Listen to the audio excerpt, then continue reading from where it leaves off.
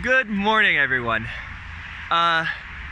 So I just want to show you around because it is an ugly morning. It's super foggy, and actually it's clearing up now, but you can see there's frost on the grass. And so I wanted to show you my Halloween costume the day after. I'm not sure if people think I'm still dressed for Halloween. And I put the helmet back on from the French video so you can see you get to get the whole feel for it. So yeah, so I have helmet, toque, scarfy thing, and then sweater with biking jacket and a shirt, and then the legs. I'll put it down and then walk away so you can get the full effect. But yeah, I was biking in shorts earlier and it was way too cold, so I had to bring my get my leggings and put them on. Usually it was only for like camping at night, but it was just way too cold. My knees were starting to get red. No, that's I started my morning quite early at, well, it's 9 now, but I started at 8. I'm just gonna put this down so I can talk over here. Yeah, I started at 8 and then try to get some things done so I can get there early, because I have a couple of things I want to finish. So I'm hoping to get there by 2. But anyways, I want to talk about my day yesterday. So right after making the video, that was before yesterday. After making the video at the baths, Kevin and Liam, we went back, and so we took the Budapest metro. And that was quite an experience because it was tiny. It was, I want to say at least half, or at most. Anyways, it was smaller than half of like a metro like in Paris. Like it was really small, like lengthwise. And so, yeah, it was just strange because once the metro came in, it was maybe 4 carts. And yeah, it was just, or wagons. I guess you'd call them wagons. Yeah, and they just pulled up, and it was really, it felt like the 70s or 60s, like it felt really old, but it was comfortable and it served its purpose. And then, so with Kevin and Liam, we tried to find some food. It was like 10:30, 11 by then, and I was surprised that everything was closed. Like things weren't closed, but like we would go in somewhere and they're like, no, kitchen's closed. Sorry. All right.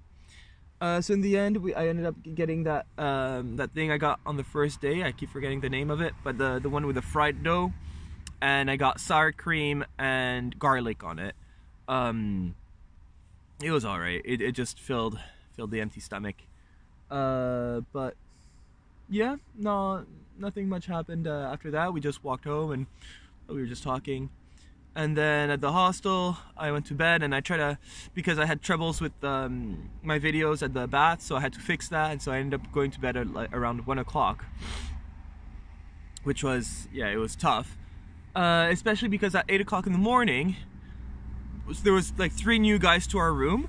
One of them was talking on his phone, like loudly, not even trying to whisper or anything. He was just like loudly talking, but I don't know where he was from, but I couldn't understand the language. And so I was at the weird point where, like, if I told him off, I'd be awake and I still wanted to sleep. So I was like, maybe it'll be over. I'll just lie here, and when it's over, I'll go back to sleep. So I was trying that. And then, yeah, he finished maybe, I want to say 10, 15 minutes into the conversation. And then this second guy, like same group, starts talking on his phone. And so I had it. So I stood up. Well, not that. I was in my bed and I like pointed to the door. I'm like, dude. And then he's like, oh, okay. And then he finished his conversation. But by that point, I was awake. So I get my toothbrush, start brushing my teeth. I go out the room, brush my teeth. I come back in, and the first one's talking again. So I'm like, Jesus. So I point to the door, and I'm like, and then turns out he was not talking on his phone. He was talking to the second guy. So I felt bad for that, and I was like, oops. But at the same time, like, he shouldn't be talking. Like, it's 8 o'clock in the morning. People were sleeping or trying to sleep. So I wanted to get an early start, so I packed all my things and went for breakfast. So I took everything with me for breakfast. And when I was about to leave the door, a third guy starts talking on his phone, and I was just, not my circus, not my monkeys, I'm out. So yeah, I didn't bother with anything. And then yeah, for breakfast I met up with Amit, the guy that was staying at my household, who's from India. And yeah, I told him about the story, and I was just really mad at the world at that point. And no, after breakfast I started heading out. Oh right, and then I went to check out. So after breakfast I went to check out, and as I go to check out, there's this guy talking to I guess the receptionist, and he's like, yeah, and these guys start talking on their phones, and I was like, oh, you're in my room. He's like, yeah. And so I was like, jeez.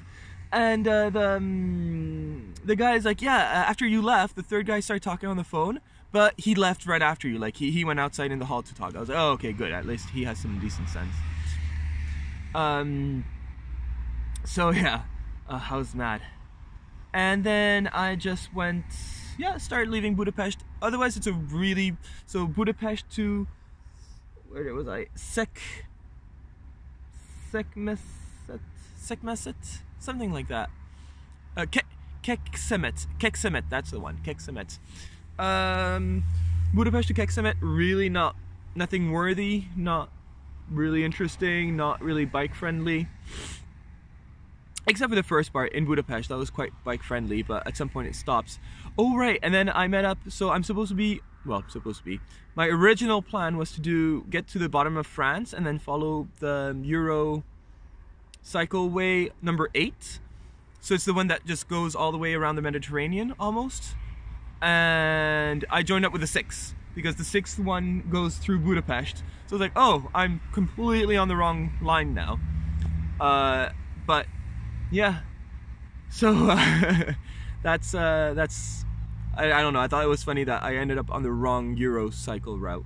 But yeah, I'm gonna join it back, I think after Belgrade and Sarajevo. I'll try to join back the Mediterranean, see if I have enough time.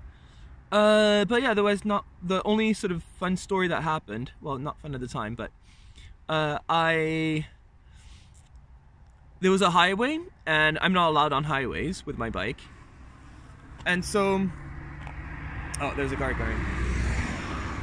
I look a bit strange talking to the back of my bicycle, but yeah, so people are watching me because I put the phone on the back of my bicycle, and I need to crouch down, so it looks like I'm looking at my bicycle. Anyway, so there was a highway, but I'm not allowed on highways. So I had to take this side road that my app told me about, but it was like one that was worthy of Google Maps because it was just in the middle of nowhere. It was pretty bad, but it was still existent. And so at some point there was a barrier I could go under. So I just went under, and I told myself that, oh, maybe it's just to get cars out of the way. And then I kept going. Maybe 15 minutes later there's another one, but this time it's like fenced, so I couldn't go through it, but I look on the side and there's like, you can go around it really easily. So I go around it. As soon as I go around it, there's these 2 dogs, like yay high, that start chasing me and barking and barking and barking. And I don't really like dogs, especially when they bark at me. So I was just, so I was like trying to pedal a bit faster and try to like not get them to bite my ankles or anything like that. So I just kept on cycling and cycling and cycling, and at some point they gave up. But yeah, it's the third or fourth time that dogs chased me. I'm not a big fan of that. So far they've been small dogs, I'm quite lucky. Actually, this morning another dog chased me, so that's 5. And he was bigger, so he was scarier. But all they do is bark for the moment. Never had one nip at me. Yeah, and so I managed to do that. And then yeah, there's this other lady who was on a bike in front of me. And I was like, oh, I wonder if she's like doing because it was still on the cycleway. I was like, oh, I wonder if she's doing a cycleway. And then I guess I got closer, I could see that she had a potted plants like on the back of her bike. I was like, no, she's probably a local. But yeah, she was just, it was weird because it was the middle of nowhere.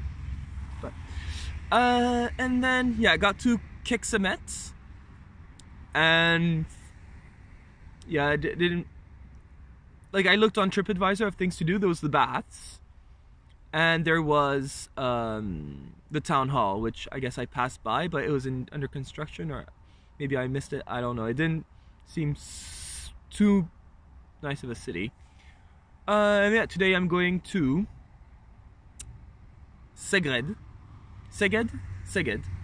And yeah, it's gonna take me 5 hours, so I wanted to get an early start. So it's 9:15 right now. I started around 8:15, and I want to make the video before it was too late. So yeah, that's basically it for today. Yeah, just gonna keep cycling. For the moment, it's actually quite nice because this is like a big road here, but sorry, the big road is right there, but there's a small cycleway like on the other side of the trees, so it's really useful for me. But otherwise, that's pretty much it for today. I'm not expecting it to be super exciting. Maybe in Szeged there'll be something to do. I'll look on TripAdvisor. I looked on it this morning, and honestly, there was like nice churches, but that's all I really saw. So yeah, I'll go and check it out. And then the exciting part is that I'll be really close to the border, and so hopefully soon I'll cross into Bosnia. And I'm wondering, no, not Bosnia, sorry, Serbia.